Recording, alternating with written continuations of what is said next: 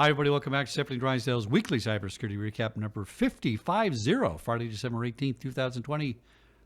Miss Stefanie, almost Merry Christmas to you.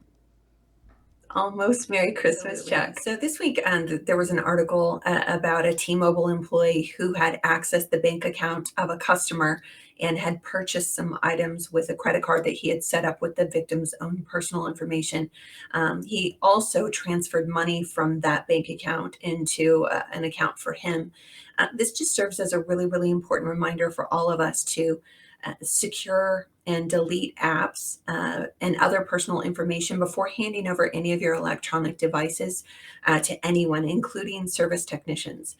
Just because you have a password or a fingerprint access to the phone itself doesn't mean everything on the inside of the phone should be just open for anyone to browse about. All it takes is for you to be knocked out and someone put your fingerprint on it or something, and the rest is just completely open, or any other kind of thing. So just be really, really careful when you hand over those devices that anyone can't access all of your really important apps.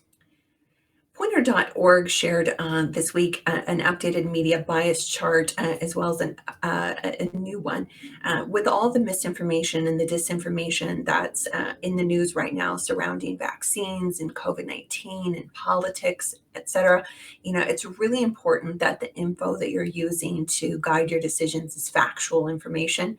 The media chart helps our visual awareness of how much bias we can expect from some of those sources. So, and make sure you're aware. I know a lot of times we get in a bubble and we think that it's unbiased, but make sure you're taking a peek at that every now and then, and seeing where your information falls on its factual representation.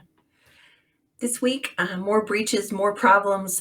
We're just going to reiterate that while nothing is foolproof, that guessable passwords like your company's name and a 123 after it, or other poor cybersecurity or poor cyber hygiene, leaves you vulnerable to even the most novice of hackers, let alone the nation state attacks that are virtually, impossible for the average company to defend against.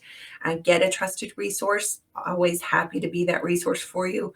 Map that data, assess your vulnerabilities, and just stay on top of it. Your third, fourth, and fifth parties that you do business with are the links in the chain that have to be just as strong as your company's cybersecurity is. Also, this week, James Azar brought up a really great point, calling these attacks death by 1,000 cuts. Really, really encouraging those in the industry to just take down the walls, build bridges between the experts, share your experiences and your concerns to just build a stronger defense against these adversaries, and just kind of lean on each other, and then hopefully we'll come out stronger, all of us together. Ahmad Sheriff shared a Commander.com article about Amazon just starting to share your internet connection with your neighbors. So, as part of the effort to bridge and extend the network for your IoT devices, your bandwidth is currently being shared with your neighbors, both using your data as well as your own network. Which creates some additional vulnerability. To opt out of that, go to your Alexa app, tap more, go into settings, then your account settings, and then deselect the Amazon Sidewalk. Some of you will say not to have this device at all, but as many of you already do, this is just one small protection to keep your network at least bubbled, with only your own information on it and not using it for other people to share. So, important stuff. Gabriel Friedlander at Wiser this week shared their multi-factor authentication cheat sheet for 11 common apps. Really handy resource, all in one place. No excuses now not to have multi-factor authentication on these. Again, multi-factor is not 100% foolproof, but it's better than nothing. And if you have any of these apps, this was a really great resource to kind of keep them all in one place, and give you a little step-by-step. I'll put the link in the comments so that you all can find that resource. And this week, National Cybersecurity Center in the UK shared video conferencing services using them securely.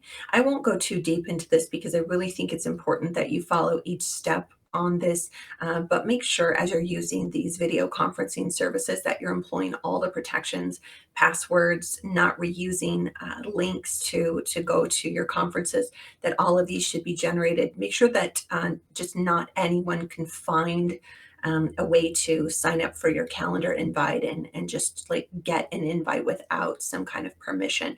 Had a situation with a group the other day that saw the downside of this. So really, really important that not only that the app you're using be a secure one from the company's perspective, but also that you're utilizing all of the features that it offers for that added security. And that's what I have for you all this week. I hope everyone is well, and I hope you all are working on being on the nice list. If not, then, own that naughty list and just be happy by your own presence. So anyway, I hope you all are well, and I look forward to seeing you all next Friday.